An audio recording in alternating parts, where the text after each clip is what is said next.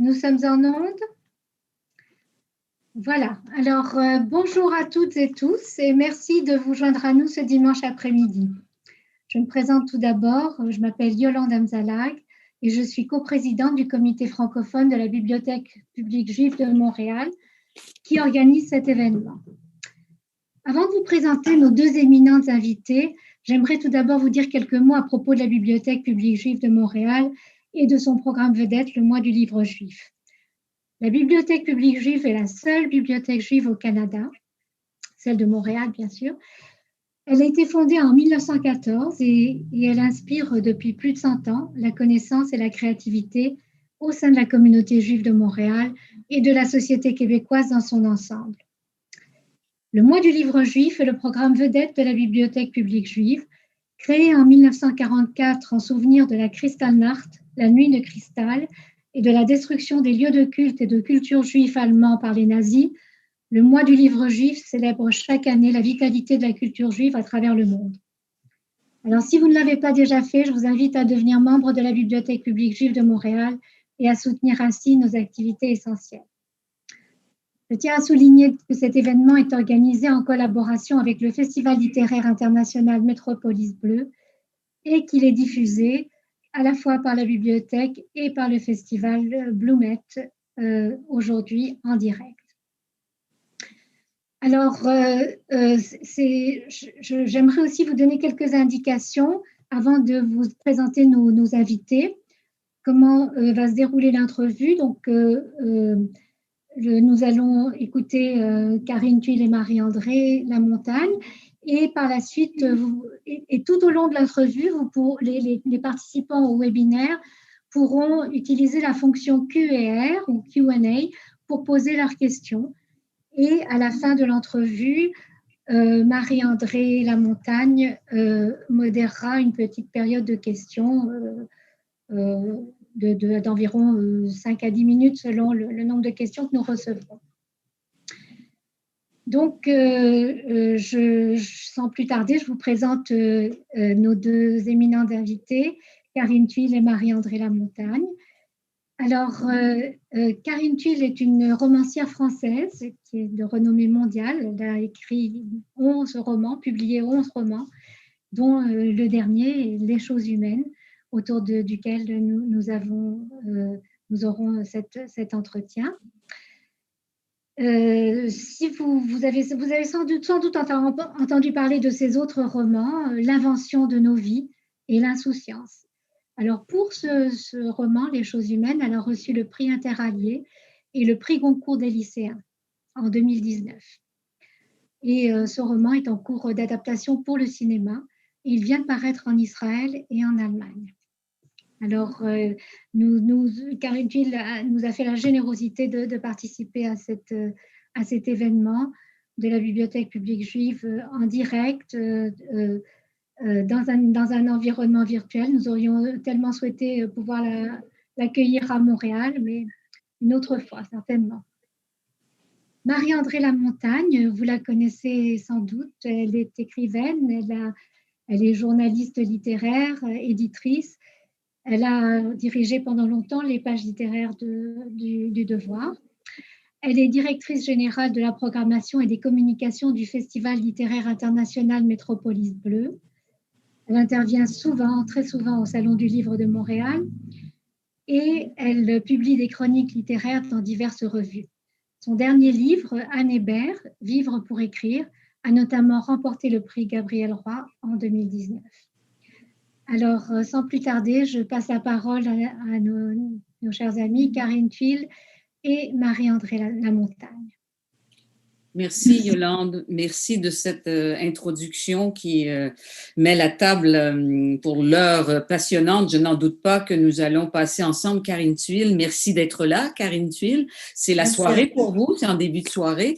Alors, exactement, il est 20h et je suis ravie d'être parmi vous. J'aurais vraiment aimé être au Canada. J'y ai beaucoup de famille, donc c'est à chaque fois un très grand plaisir pour moi de venir. Et puis, je remercie la Bibliothèque juive. J'ai été très émue en entendant Yolande présenter les activités parce que je ne connaissais pas l'histoire de cette bibliothèque. Donc pour moi, symboliquement, en plus d'être présente ce soir, c'est encore plus fort parce que je trouve que c'est aussi une incitation à la culture, à la lecture, comme vous l'avez dit, dans un environnement qui est assez anxiogène. Donc plus que jamais, il faut lire et débattre. Bien sûr. Alors, ben, on va lire, on a lu, on va lire et on va relire dans certains cas pour certains qui nous écoutent, votre roman qui va nous occuper aujourd'hui. Je le brandis à l'écran, donc les choses humaines, paru chez Gallimard, ça c'était en 2019. Alors, je voudrais dans un premier temps parler du titre, Les choses humaines. Il s'éclaire à la fin parce qu'il introduit une note, je dirais, philosophique, résignée, désabusée peut-être. Si vous permettez, je vais citer cette phrase. Ce n'est pas déflorer l'intrigue du roman que de citer cette phrase. Il faut se faire une raison, écrit le roman. On naît, on meurt entre les deux, les choses humaines. Alors les voilà, ces fameuses choses. Pourquoi cette dénomination délibérément générale alors que tout le roman les montre, ces choses humaines, de manière très concrète, très précise, fine aussi et agissante, évidemment. En fait, ces mots, les choses humaines, je les ai trouvés en lisant Proust. Dans les premières pages de la recherche, Proust évoque à un moment donné quand sa mère s'éloigne et qu'il se met à pleurer, et quand elle revient le consoler, il parle du retour des choses humaines. Et pour moi, les choses humaines, ça évoquait aussi un peu les choses de la vie, ce film de Claude Sautet que j'avais beaucoup aimé. Donc, dans un roman qui aborde finalement l'amour, la perte, la sexualité, tout ce qui constitue ces choses humaines, ces choses de la vie, j'ai pensé qu'il s'imposait assez naturellement et je l'ai trouvé assez vite et voilà. Et je l'ai choisi de cette façon. Mais c'est plutôt Proust qui m'a inspiré. Proust qui vous a soufflé un peu voilà. le titre. Et non pas parce que ces choses résisteraient à toute définition ou toute description. Le roman montre bien que ce n'est pas le cas. Oui, bien sûr, mais c'est...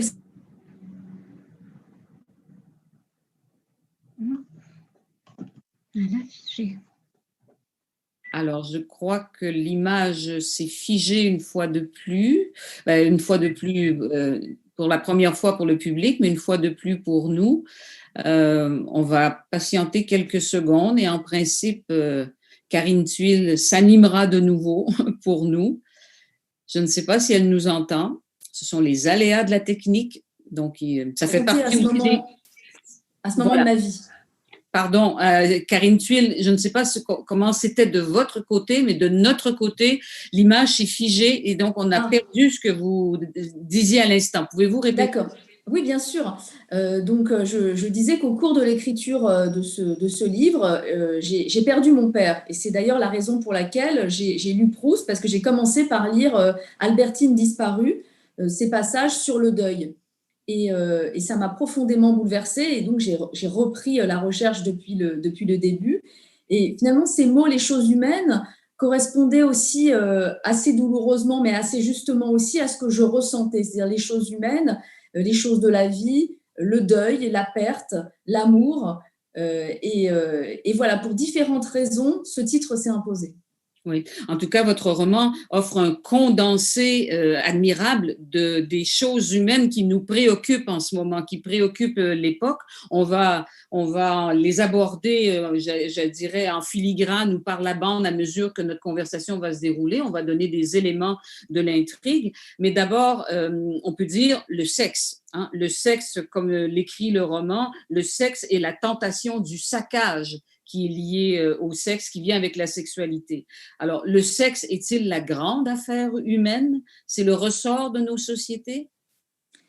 Oui, c'est le ressort de nos sociétés. Et ce qui m'intéressait, c'était justement de le décrire, de le dévoiler dans cette double facette, à la fois le sexe dans sa version sublimée, quand il est finalement la continuité d'une très grande passion amoureuse, et le sexe dans sa dimension de violence, de prédation. Et on a effectivement dans la sexualité ces deux facettes possibles. Et donc, à la fois, les choses humaines, c'est l'histoire d'un grand amour, hein, vous allez sûrement présenter le livre, mais l'histoire d'une passion amoureuse d'une femme d'une quarantaine d'années pour un homme de son âge, et puis le récit d'une agression sexuelle, donc le sexe dans sa dimension la plus violente. Oui, et le sexe sans... Alors, une agression sexuelle, c'est une chose. Disons que ça serait les limites extrêmes du sexe destructeur, mais il est aussi destructeur, il peut être aussi destructeur à un premier niveau, c'est-à-dire faire éclater les couples, par exemple. Et on le voit dans le roman. Oui, c'est peut-être finalement le seul domaine qui échappe totalement au contrôle des êtres humains dans la société. C'est-à-dire que vous ne pouvez pas contrôler une attirance pour un être humain. Vous êtes attiré ou pas. C'est quelque chose d'assez mystérieux, le désir, en fait. Donc pour moi, j'avais envie de montrer comment cet élément-là pouvait déstructurer la vie d'une femme qui, jusqu'à présent, avait une existence assez rangée. Cette sorte de très grande vague qui va bouleverser totalement son quotidien, sa vie très corsetée, très, très réglée. Et puis le sexe comme instrument de pouvoir, de domination, de prédation. Et c'était deux éléments finalement qui incarnent aussi la violence des rapports humains. Oui, alors on va donner quelques éléments. Le sexe destructeur qui mène à des accusations de viol, ben, c'est le cas du jeune Alexandre, qui est le fils de Claire, donc cette femme qui par ailleurs elle s'appelle Claire Farrell, c'est une intellectuelle dans la quarantaine, elle est survivante d'un cancer du sein, elle choisit de quitter son mari qui a le double de son âge, Jean Farrell, qui est un présentateur vedette à la télé, parce que, ayant survécu à ce cancer du sein, elle est résolue, hein, n'est-ce pas? Elle a un appétit de vivre très grand et elle est résolue à profiter de la vie et à répondre à l'attirance très forte qu'elle éprouve pour Adam Wiesmann. Adam Wiesmann est un professeur de français de son âge dans une école juive confessionnelle, donc ce sont deux mondes contrastés. Une question à ce sujet, une intellectuelle peut-elle avoir des émois de midinette? Oui, montre le roman, parce que votre roman ne démontre jamais, hein, il montre tout le temps. Alors, peut-elle avoir des émois de midinette? On a la réponse dans le roman. Donc, ma question à vous, le cerveau et le sexe, chez la femme aussi, comme chez l'homme, peuvent être déconnectés? Est-ce qu'ils sont déconnectés?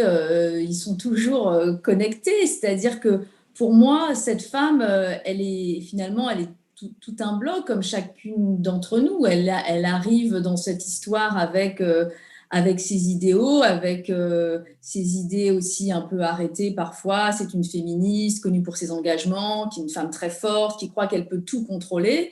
Et puis, elle va se laisser happer par cette histoire dans laquelle elle ne contrôle absolument plus rien. Donc, il y a effectivement cette connexion entre ce qu'elle est profondément. Finalement, elle découvre une forme d'intimité avec elle-même. Et surtout, c'est la rencontre avec un homme qui ne vient pas du tout de son milieu, qui pense sans doute même de manière différente d'elle, enfin, qui a une histoire assez particulière, puisque lui, Adam, est marié à une femme juive pratiquante. Ils ont 2 filles.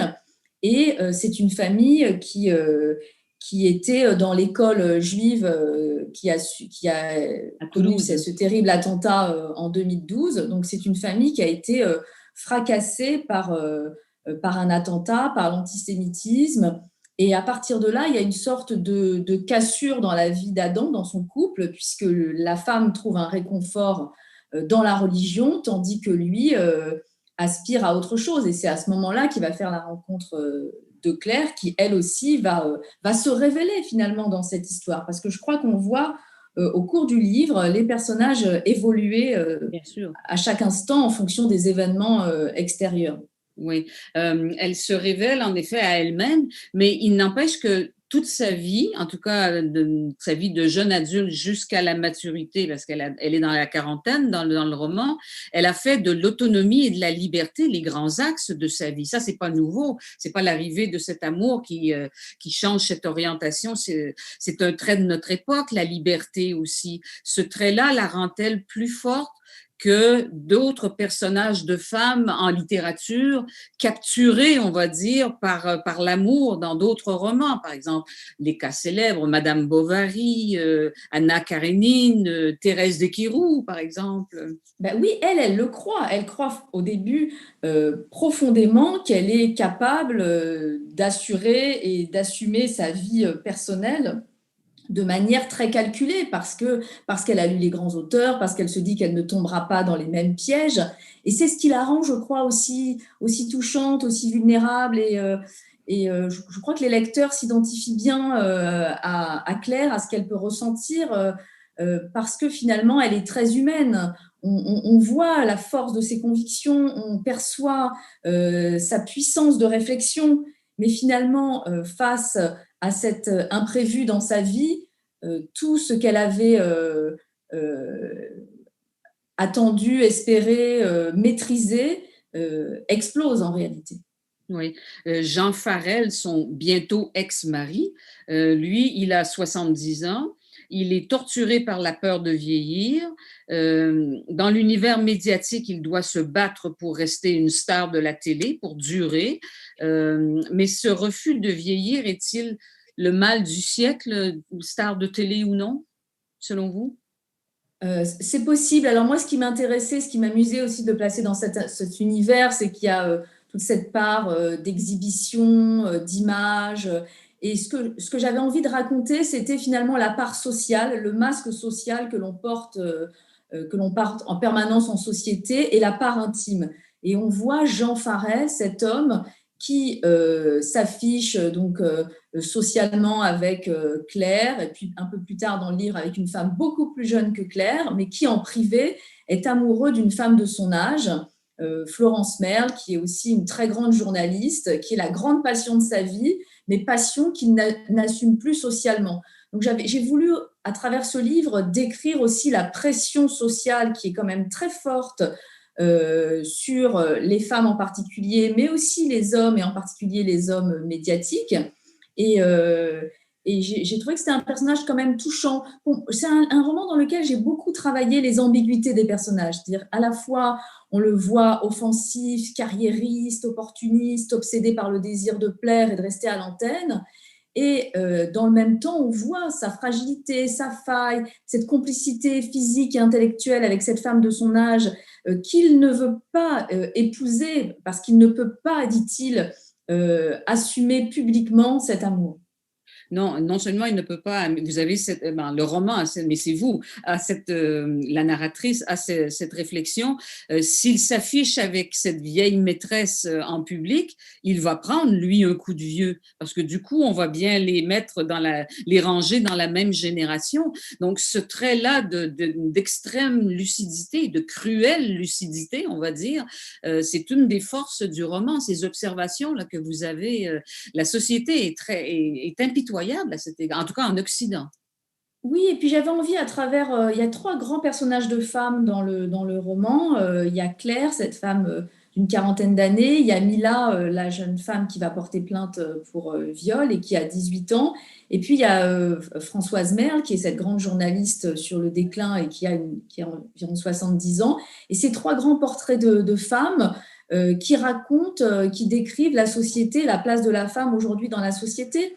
Et pour moi, c'est vrai que il est difficile parfois d'être une femme, de se confronter aux réalités de la société, en particulier sur la question de l'âge. Je trouve qu'il y a une vraie question qui suscite beaucoup d'ailleurs parfois de discours politiquement corrects.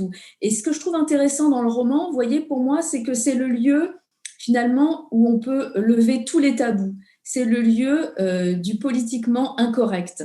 Finalement, le romancier ou la romancière va pouvoir dire et se confronter à toutes les vérités que la société refuse d'assumer. Donc, à travers ces personnages, on voit la dureté de la société, on voit la difficulté pour les femmes de conserver leur place sociale, d'assumer de front l'éducation de leurs enfants, leur réussite professionnelle, de rester des maîtresses, des amantes pour leur conjoint. Et je crois que à travers ces 3 portraits de femmes, c'est effectivement l'analyse d'une génération. Oui, vous dites le roman permet d'être politiquement incorrect parce que tout simplement la réalité n'est pas toujours politiquement correcte. C'est ça au fond. Oui, mais vous voyez, je trouve qu'aujourd'hui, alors notamment avec l'usage des réseaux sociaux, on est dans le règne de l'indignation généralisée, donc on dénonce des éléments, vous avez toujours des gens qui viennent s'indigner, vous contredire, mais on n'est plus dans le temps long, dans la réflexion. Et le roman, c'est l'espace du temps long, c'est l'espace de la réflexion, c'est l'espace où on va pouvoir poser des questions sans apporter de réponse, mais à travers les personnages, poser les questions auxquelles on est confronté au quotidien dans notre société. Et c'est au lecteur, avec sa grille de lecture, avec ses clés, des clés très intimes, qui sont parfois liées à son histoire personnelle ou au fait qu'on est un homme ou une femme, et qui va avoir sa propre lecture. Et c'est vrai que je me suis demandé pourquoi ce livre-là en particulier avait connu ce succès-là et par rapport à d'autres, par exemple. Et en fait, je me suis rendu compte que c'est un livre qui a touché plusieurs générations d'hommes et de femmes. J'ai pu en discuter avec des jeunes de 18 ans, comme avec des gens de 40 ans, comme avec des gens de 80, et chacun avait son opinion sur ces sujets, à la fois la question de l'amour, du couple, comme on l'a évoqué, mais aussi sur la question, après on y reviendra, mais sur la question aussi du rapport au corps, de l'agression sexuelle, des rapports hommes-femmes. C'est finalement des grands sujets qui n'ont cessé de nous hanter depuis toujours. Bien sûr. Et les personnages de ce roman, ben, il y a de toutes les générations, hein. Il y a des jeunes gens, il y a des gens plus âgés. On va y revenir dans un instant. J'aimerais qu'on déplace un peu notre regard, qu'on revienne vers Adam Wiesmann et sa femme avant sa rencontre avec Claire. Donc, sa femme, de plus en plus après l'attentat, enfin le drame qui est arrivé dans leur vie avec cette école à Toulouse, elle va devenir, vous l'avez dit, de plus en plus se tourner vers la religion. Elle va même devenir orthodoxe. Oui, je t'ai envoyé le lien par courriel. Regarde, va dans ton courriel tout de suite, tu vas voir le lien. Alors, elle va... Appelle Esther pour lui dire. Yolande, quelqu'un. Yolande Amzalag, il faut couper votre micro parce qu'on vous entend. Désolée. Vous avez fait irruption dans notre conversation. Alors, je reviens donc à ce couple avant la rencontre. Ils sont, c'est-à-dire avant la rencontre avec Claire, ils ont émigré en Israël après l'attentat parce que d'ailleurs, comme on fait plusieurs juifs en France, en tout cas un certain nombre, craignant la montée de l'antisémitisme, mais ça a été un désastre. Ils n'ont pas tenu plus de 6 mois et on lit dans le roman, en parlant de Adam, il n'était pas prêt, lui qui n'avait connu que la solitude des minorités, à vivre au milieu d'autres juifs comme lui. Page 44. Pourquoi n'était-il pas prêt et qu'induit le fait d'appartenir à une minorité ou à une majorité en termes d'espace mental? C'est une grande question, mais qui est une question finalement très, très intime et personnelle, puisque je crois que chaque juif qui décide un jour d'aller en Israël a une interprétation et un ressenti très différent. Et c'est vrai qu'on a eu une période effectivement très dure en France, en 2012 avec l'attentat perpétré par Mohamed Merah et puis aussi avec Hyper Cacher en 2015, pour ne citer que, parce qu'il y en a eu encore beaucoup d'autres. Il y a eu une vague de départ, mais c'est parfois difficile et douloureux aussi de quitter un pays qu'on aime parce qu'on s'y sent finalement tout d'un coup incompris, chassé, blessé, tué, menacé.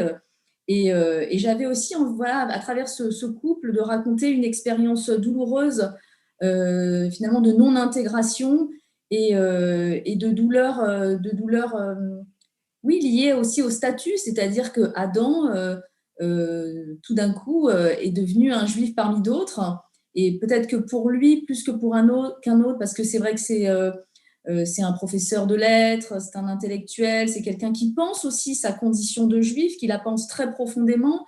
Il a tout d'un coup été confronté à cette réalité, et il en a souffert. Et c'est une des raisons pour lesquelles il est rentré en France. C'est parce qu'il n'a pas trouvé sa place en Israël. Mais donc, je reviens avec ma question, l'espace mental est différent selon que l'on est en situation de majorité? Oui, tout à fait. Je pense qu'un juif de diaspora ne vit pas du tout les choses de la même façon qu'un juif israélien ou même qu'un juif au moment européen, au moment où il fait son alia. C'est un ressenti totalement différent. Quand vous êtes en France, le fait d'être juif vous place déjà en situation d'étrangeté. Vous êtes différent. Quand vous êtes en classe, dans une classe et que vous êtes le seul juif, vous comprenez d'emblée que vous êtes différent. Et cette différence, d'une certaine façon, c'est aussi l'expérience de l'altérité. Vous comprenez ce qu'est être un autre, vous avez ou pas envie d'aller vers l'autre, il vous faut finalement vous battre parfois pour trouver votre place, mais il y a quelque chose d'intellectuellement et d'humainement stimulant aussi dans cette quête et dans cette confrontation avec sa propre étrangeté. Quand vous faites l'expérience de l'Alia, vous devenez un juif parmi un autre. Et évidemment, ça modifie totalement votre condition, votre place. Vous n'avez plus ce sentiment d'étrangeté puisque vous êtes un parmi d'autres qui sont semblables à vous. Et vous découvrez sans doute un autre sentiment d'unité. Mais encore une fois, je pense que c'est une expérience très particulière que chaque juif, d'ailleurs, désireux de partir à un moment donné en Israël, découvre. En tout cas, chez Adam, ça n'a pas fonctionné. Donc, il va rentrer. Les deux couples vont voler en éclats. Donc, celui de Jean et Claire Favelle, celui d'Adam et de sa femme orthodoxe, qui d'ailleurs ira vivre aux États-Unis chez les Juifs hassidiques. Et on lit cette phrase dans le roman, « L'époque où Adam et Claire étaient soumis à leurs devoirs familiaux, en l'occurrence élever les enfants, avait été la plus heureuse de leur vie. » Fin de la citation. Pourquoi? Parce que ce cadre strict donnait un sens à la vie, à leur vie. Vous parlez d'Adam et de... D'Adam et de sa femme. Et il y a cette phrase à un moment donné où il dit, la narration dit, c'était l'époque, quand il y repense, il se dit que c'était l'époque la plus heureuse de sa vie. Oui, parce que c'était une famille juive qui vivait en vase clos et qui a été d'une certaine façon détruite et fracassée par la violence du réel. Il faut bien comprendre alors que cette irruption de ce drame qui a été un traumatisme très très très grand dans la communauté juive française. Je dis la communauté juive parce que je ne sais pas si la nation a pris conscience en 2012 de la gravité de cet instant, de la gravité et de la violence de cet instant d'un homme qui pénètre dans une école juive pour tuer des enfants. Et évidemment, c'est une famille éclatée. Donc, il y a ce temps passé qui était ce temps où ils étaient soudés, où ils étaient unis. Oui, et donc, même chez Claire et son mari, l'époque où ils s'occupaient de leurs enfants, où ils devaient élever leur famille, même s'ils n'ont pas connu de tragédie semblable, il y avait un cadre strict qui semblait, en tout cas selon le roman, donner un sens à leur vie. Et là, tout ça vole en éclats sous la force formidable du désir. Le désir sexuel peut-il donner un sens aussi fort à la vie des êtres? Oui, j'en suis convaincue. En tout cas, c'est aussi ce qui fait la richesse et la puissance de la vie. C'est la force de l'imprévu. Dire que vous croyez contrôler votre vie, vous la codifiez, vous la structurez, vous l'organisez d'une certaine façon. Et puis, le hasard, l'imprévu, la violence des sentiments, la force, la puissance aussi du désir et des sentiments bouscule absolument tout.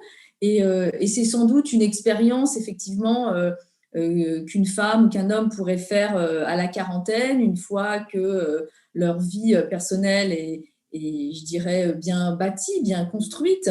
Et c'est à la fois l'expérience de l'intensité et l'expérience de la fragilité, parce qu'on voit Claire qui est confrontée à des choix cruciaux et qui doute. Hein. On la voit d'ailleurs dans le roman, elle n'est pas totalement assurée, elle est fragilisée par cette relation. Et Adam aussi est fragilisé, parce qu'être en couple, ce couple mixte, hein, lui, comme je l'ai dit, vient d'un milieu plutôt religieux et elle est une femme laïque, engagée, féministe, ils viennent de milieux radicalement différents. Ça veut dire aussi recomposer une famille avec des êtres au sein de sa famille qui ne sont pas faits forcément pour s'entendre et se comprendre. Et non, et parmi les réflexions fines du roman, il y a celle qui, à un moment donné, précisément sur ce sujet, dit montre l'égoïsme de deux êtres tombés amoureux qui obligent des enfants qui n'ont peut-être rien à se dire à cohabiter ensemble.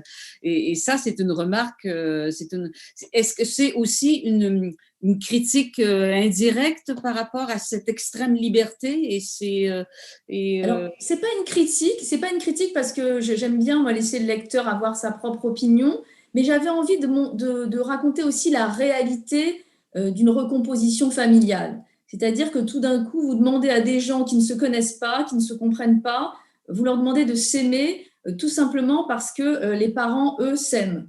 Et pour des enfants, c'est très difficile d'être confronté à des nouveaux conjoints, à des nouveaux enfants. Et il y a à la fois la force de cet amour, mais c'est parfois un amour qui est bâti sur la destruction ou le chagrin d'autres personnes. Et il me semblait que c'était une réalité extrêmement romanesque à raconter parce que on la dévoile peu, on la montre peu.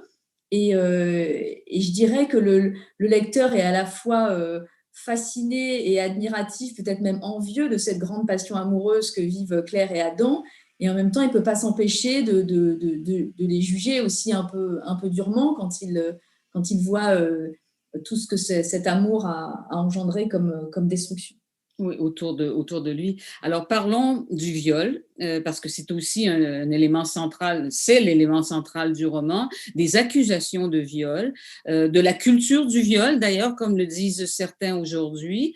C'est au cœur de votre roman qui s'inspire d'ailleurs d'une histoire de viol sur le campus de Stanford. Hein? C'était à peu près contemporain de l'action du roman.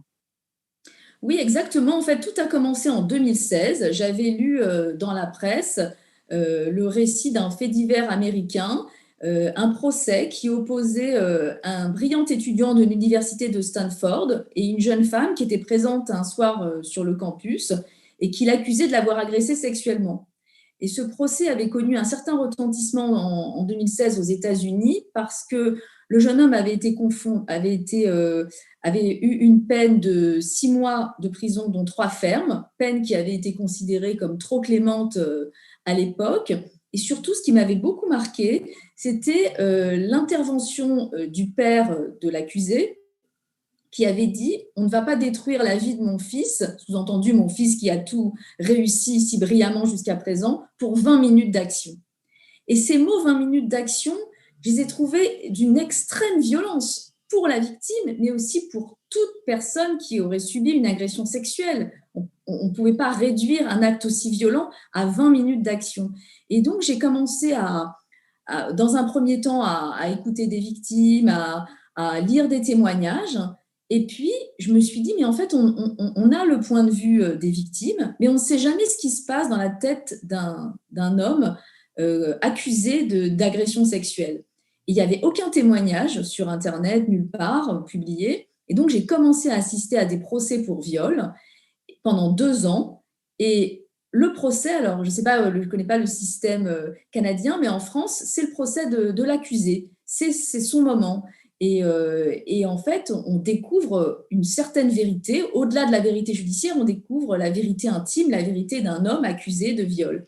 Et finalement, j'ai décidé dans ce livre de me placer du point de vue de l'agresseur et de sa famille, parce qu'il me semblait que c'était des points de vue qui n'avaient jamais été abordés.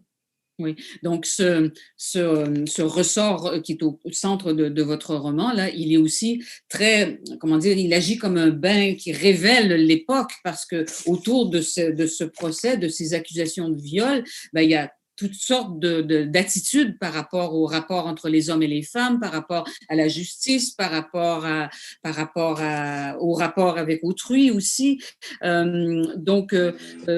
Prenons le cas de Jean Farel, l'homme de 70 ans. Il est d'une génération. Il mène une vie très libre. Il a la vieille maîtresse dont on a parlé tout à l'heure, mais il a aussi des aventures avec à répétition avec des jeunes stagiaires à la chaîne de télé. il a peur, pour lui, dans le climat actuel. Et puis Claire, elle, de son côté, elle est féministe. Elle a écrit notamment un article au lendemain des attentats à Cologne qui lui avait valu des accusations Alors, il faut rappeler qu'à Cologne, il y avait eu des jeunes femmes, des jeunes Allemandes qui avaient été harcelées dans la rue par des immigrés maghrébins notamment.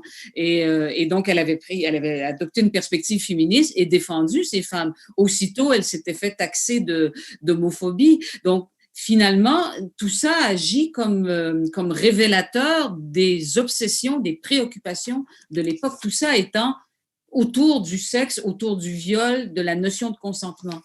C'est un formidable lieu de réflexion, finalement. Oui, et c'était d'autant plus étonnant que j'ai commencé donc à travailler sur ce livre en 2016, donc bien avant MeToo. Oui. Et dans une optique, je vous dis, finalement, assez personnelle et née d'un fait divers, hein, rien de plus. Et puis, j'ai été rattrapée par la révolution MeToo. Et évidemment, cette révolution a constitué un mouvement incroyable de libération de la parole. Et je l'ai évidemment intégré au texte. Et ça a été une expérience après publication extrêmement intense et riche parce que j'ai bien compris que le roman allait devenir un espace de discussion, de débat, puisque tout d'un coup, les hommes, les femmes, les mères, les pères aussi, allaient pouvoir raconter ce qu'ils avaient vécu ou ce que leurs enfants avaient vécu ou ce que leurs enfants avaient fait. Et moi, il n'y a pas un jour où je ne rencontre pas quelqu'un qui me dit j'ai un ami dont la fille a été agressée ou j'ai un ami dont le fils a été accusé ou j'ai vécu cela. Et même au moment du concours des lycéens, beaucoup de jeunes sont venus me parler des agressions dont ils avaient été victimes, parfois enfants. Et pour moi, c'est ça aussi qui est intéressant dans l'espace du débat littéraire, c'est qu'il permet aussi cette libération de la parole et de l'échange. Et ça, c'est dans un moment aussi important que celui de cette révolution MeToo, c'était nécessaire.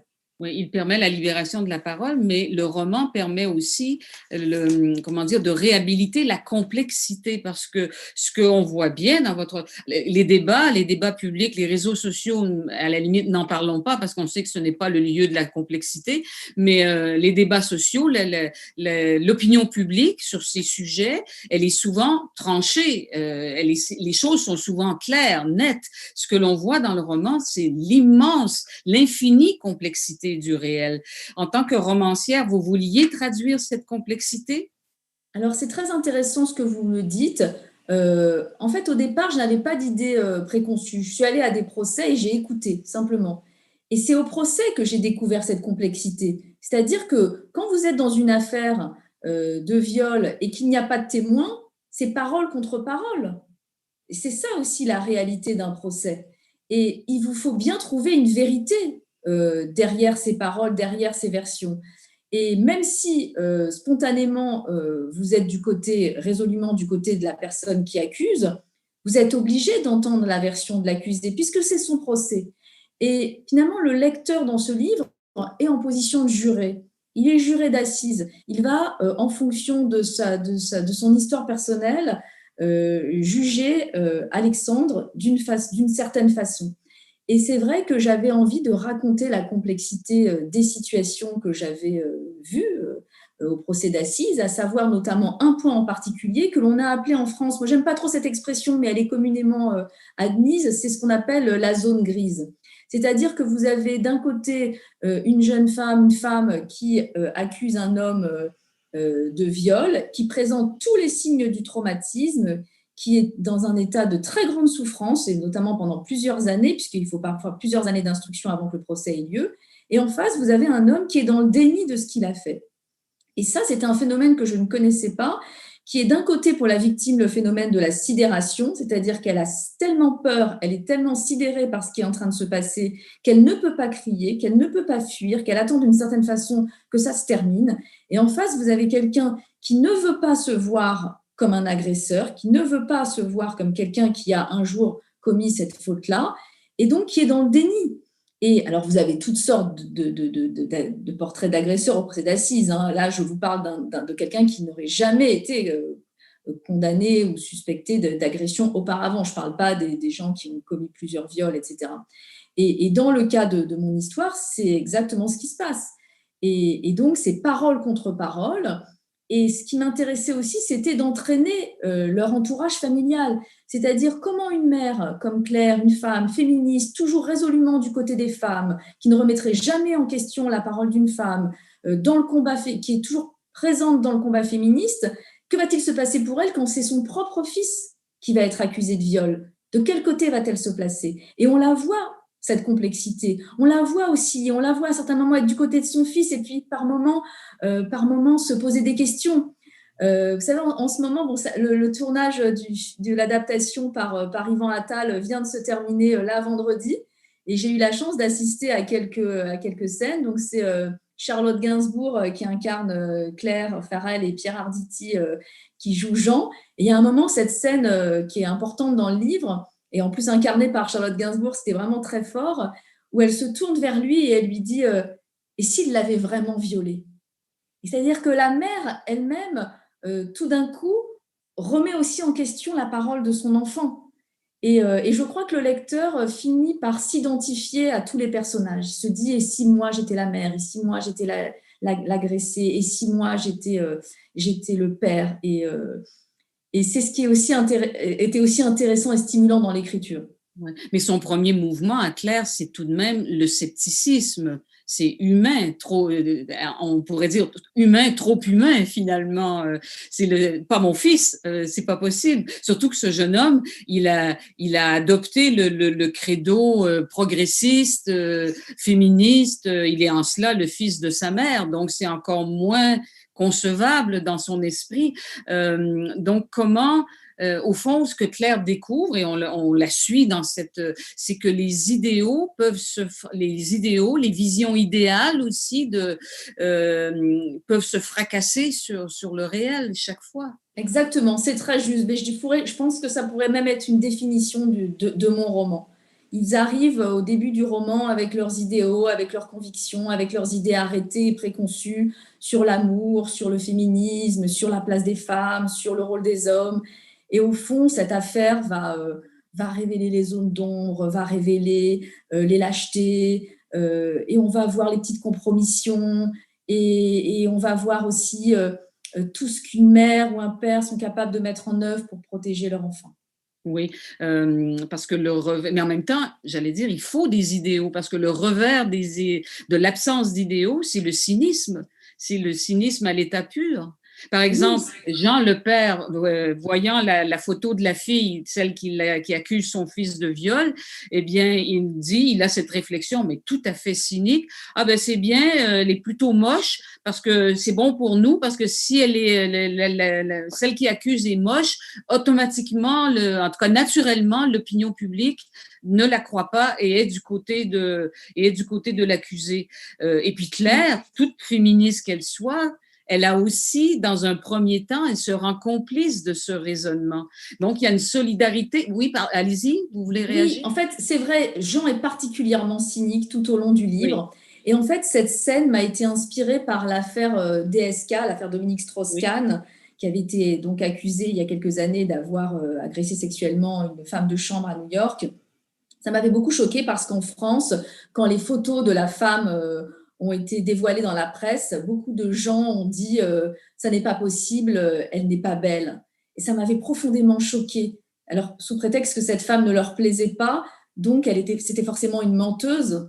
Et c'était tellement violent comme remarque, tellement cruel, que j'avais envie aussi de le raconter. C'est vrai que moi, j'essaye dans mes livres d'utiliser cette matière très réaliste. Donc, je dirais que d'une certaine façon, je suis une sorte d'observatrice de la société dans laquelle je vis et de la replacer dans un contexte romanesque. Parce que d'une certaine façon, on est confronté en lisant le texte à nos propres contradictions. Oui. Et ce qu'on voit aussi dans votre roman, c'est qu'on sent à l'œuvre un clivage, un mur d'incompréhension entre non pas seulement les univers des hommes et des femmes, mais les univers religieux et laïques, notamment en matière de viol et de responsabilité de la femme et de ses conséquences. Ce sont là deux systèmes de valeurs opposés? Oui, complètement. C'est deux mondes qui s'affrontent, deux conceptions de la femme, deux conceptions de la pudeur. Et d'ailleurs, la mère de Mila a cette phrase très dure quand sa fille… Là, c'est la jeune fille qui accuse. La jeune fille, elle a cette phrase très dure, elle lui dit tu as laissé ton père faire de toi une fille qu'on peut violer. Et c'est une phrase extrêmement dure que j'avais lue une fois justement sur Internet et j'avais trouvé ça extrêmement violent parce que il se joue dans ces discussions finalement l'assignation d'un rôle précis à une femme qui sous-tendrait que la femme qui n'aurait pas le corps entièrement couvert serait une femme aguicheuse. Et ça, c'est extrêmement difficile pour Mila, ça ajoute à sa douleur. Oui, la confrontation des mondes religieux et laïques. Oui, donc la vision religieuse du monde peut transcende, on va dire, les distinctions de sexe, par exemple, parce que la mère devrait, en tant que femme, aussi se montrer d'abord solidaire de sa fille. Oui, alors après, je ne dis pas vraiment ce qui se passe dans la tête de Valérie, la mère. Oui. On peut se demander en tant que lecteur si finalement elle ne cherche pas à se venger aussi. Pour elle, c'est aussi le moment de la destruction et du saccage du couple reformé par son ex-mari. Et il y a ce trouble qui est omniprésent dans le texte, c'est-à-dire à quel point cette femme est du côté de sa fille, à quel point elle la manipule. C'est un personnage assez trouble, en fait. Oui. Alors, le procès, on va aller il y a déjà quelques questions du public là qui commencent à rentrer, mais avant de me tourner vers le public, parlons du procès. Il a lieu, vous le montrez avec réalisme et précision, ça a même une valeur pédagogique parce qu'en vous lisant, et d'ailleurs, vous remerciez à la fin les deux avocats qui vous ont aidé à peindre cette réalité. La violence du procès, tant pour l'accusé que pour la victime, est-elle à la hauteur de la violence des faits ou est-ce qu'on va dans un palier supérieur de violence à travers le système judiciaire? Je crois que rien ne peut égaler la violence de la victime qui a vécu un traumatisme terrifiant. Mais il est vrai que le livre aborde cette question de la violence du procès, de la violence de l'audience. C'est un très, très grand moment, l'audience, parce que parfois, vous avez des journées où il ne se passe pas grand-chose et tout d'un coup, il y a un moment de très grande intensité au cours de l'audience quand un témoin vient parler ou quand l'accusé se met à pleurer ou quand la victime s'effondre en larmes, quand un proche vient témoigner aussi. Et je dirais qu'il y a une sorte de révélation humaine très forte au cours d'un procès. C'est vraiment la condition humaine dans toute sa dimension. Oui, il y a une question ici qui surgit que j'ai envie de relayer tout de suite parce qu'elle est liée au procès. La question du consentement peut-elle vraiment être tranchée dans un contexte judiciaire? L'évaluation psychologique ne serait-elle pas plus juste? Il y a des évaluations psychologiques au cours des procès. Il y a des experts qui viennent donner leur avis. Mais encore une fois, quand il n'y a pas de témoin direct, c'est très compliqué parce que la jeune fille va dire, comme c'est le cas dans le livre, je n'étais pas consentante, j'étais sidérée, j'avais peur, il m'a obligée à faire certaines choses. Et lui va dire, mais elle m'a suivie dans cette soirée, elle a pris de l'alcool avec moi, elle m'a suivie dans ce local après pour flirter. Je pensais qu'elle était consentante. Donc cette notion de consentement, quand il n'est pas explicite, quand on ne dit pas oui ou non, complique effectivement les interprétations au cours du procès parce que ça devient parole contre parole. Et aucun expert au monde ne pourra savoir ce qui se passe réellement dans la tête des uns et des autres. Oui, d'ailleurs, la construction du roman est admirable à cet égard parce qu'il y a un véritable suspense qu'on ne va certainement pas dévoiler ici, l'issue du procès. Une question très pratique, est-ce que le livre est traduit ou sera traduit en anglais? Alors, il est traduit en environ 14 langues, mais pas l'anglais. Ah, ben, À mon grand regret, ça je viendra suis certainement. très déçue, mais pour le moment, non. Ben, je suis sûre que l'éditeur y travaille. Autre question, et puis ça rejoint celles que j'avais ici. La place de la femme a-t-elle commencé à changer? Les femmes sont-elles plus écoutées, plus respectées aujourd'hui, croyez-vous? Autrement dit, y a-t-il progrès?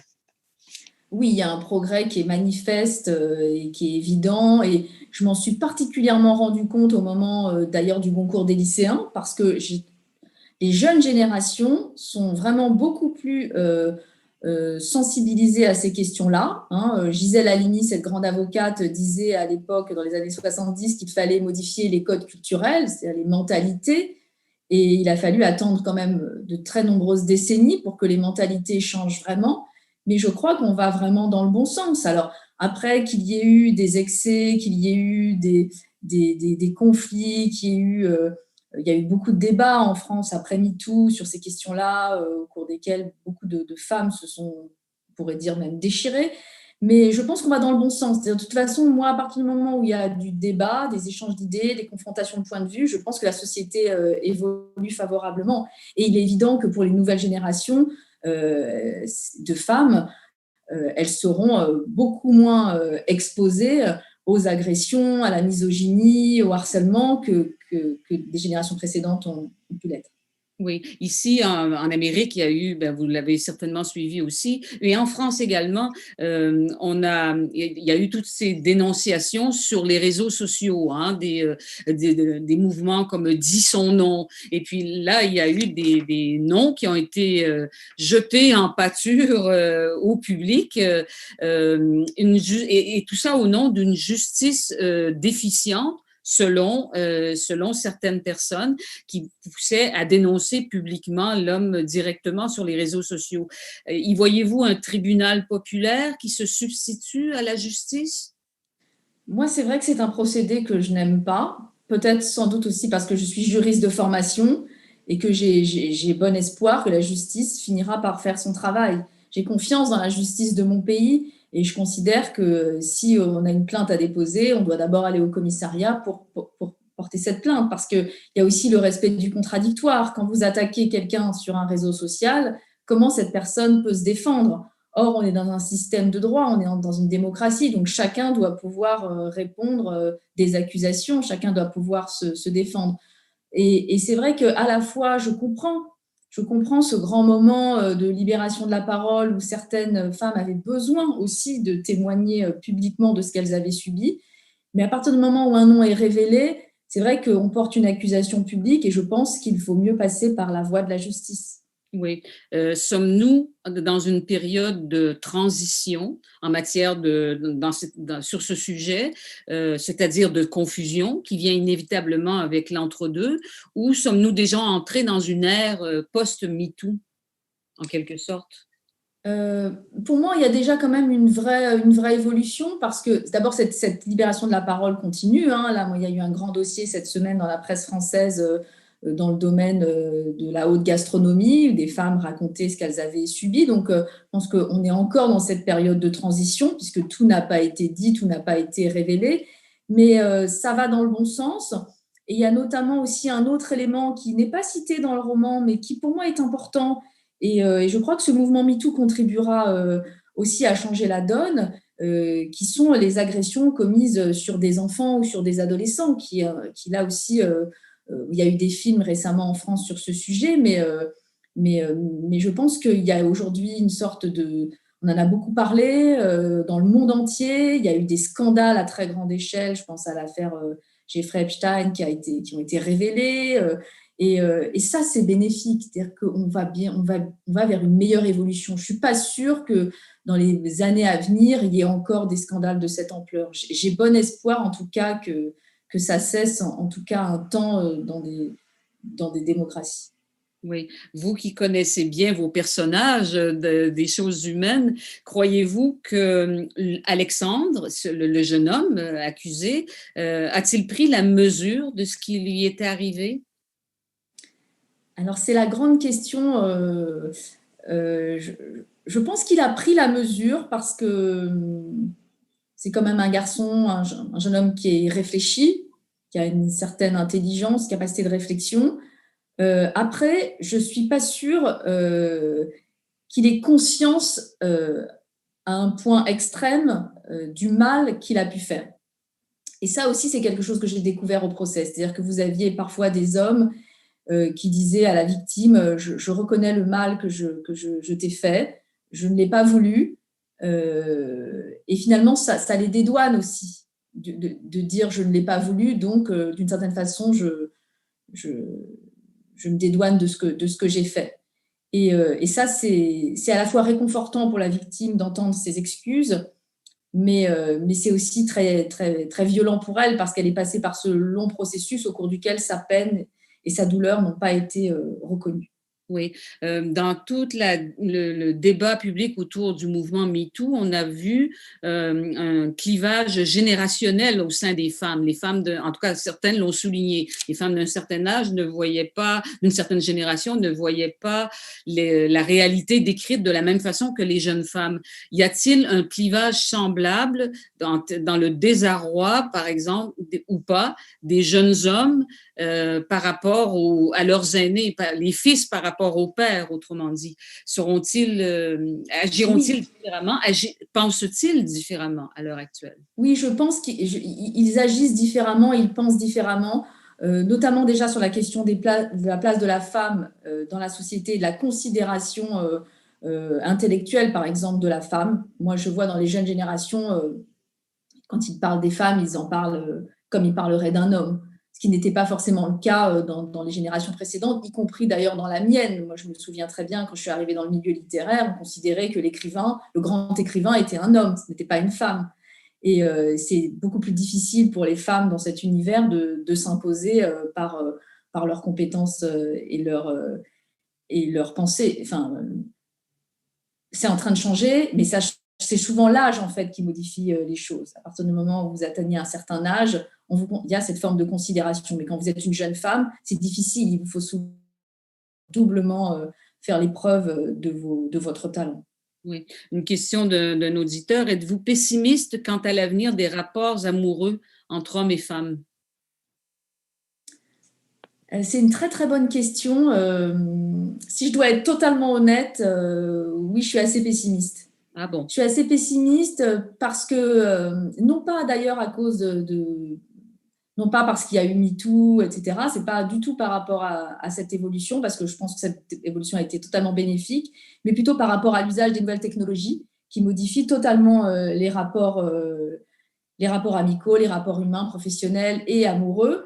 Dire qu'aujourd'hui, on voit des gens qui sont connectés virtuellement à d'autres ou qui font appel à des applications pour rencontrer des gens. Et finalement, la rencontre physique, la rencontre humaine, réelle, devient de plus en plus rare. Or, comme je le dis dans le roman en citant le philosophe Martin Buber, toute vie authentique est rencontre.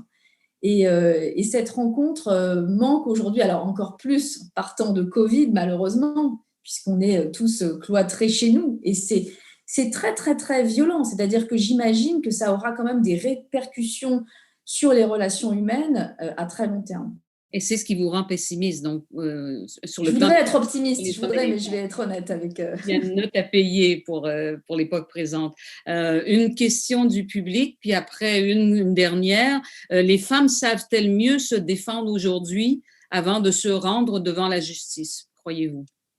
Oui, je le pense vraiment, parce que les générations précédentes considéraient presque que c'était un fait acquis, qu'à un moment donné, dans votre carrière professionnelle ou dans votre vie, vous alliez être ennuyé, harcelé, agressé.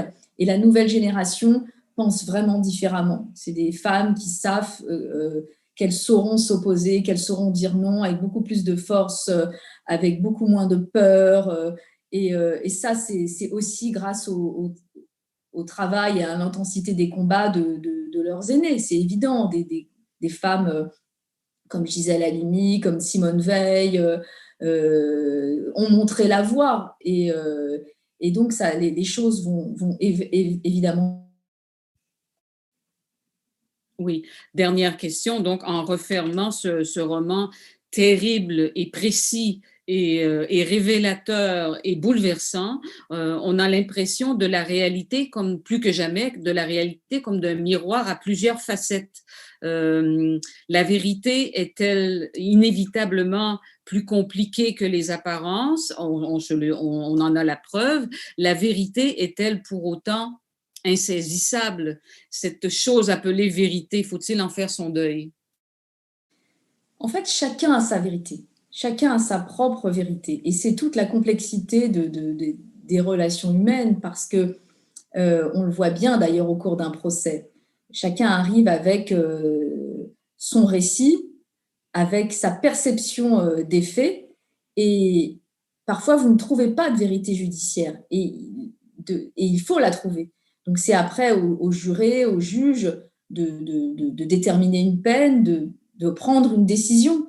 Mais au fond, même quand vous êtes juré, parfois vous ne trouvez pas cette vérité. Vous quittez le procès sans savoir réellement ce que vous avez vu, quel est votre sentiment. Vous êtes parfois ébranlé dans vos convictions. Et donc, c'est effectivement une notion très complexe, très fluctuante. Et c'est aussi, je crois que c'est ce qui fait aussi ce qui rend cette expérience aussi passionnante. Oui, mais la vérité, en tout cas les vérités, qu'elles soient multiples, c'est déjà, elles continuent d'exister, ces vérités. Oui, parfois vous avez une vérité judiciaire qui s'établit très rapidement, c'est-à-dire qu'il y a des faits établis, une personne qui reconnaît les faits, qui dit oui, j'ai bien fait ça, et il n'y a pas de problème. Il y a des témoins même. Enfin, les choses peuvent parfois aussi être simples, mais dans la grande majorité des cas, elles sont extrêmement complexes. Ouais. Karine Tuile, merci beaucoup pour cette heure passée. Merci à vous. Compagnie. Il y a encore des questions là qui défilent, mais c'est tout le temps dont nous disposons. C'était déjà très bien, 1 heure en votre compagnie. Mais j'espère venir. J'espère que ce n'est que partie remise.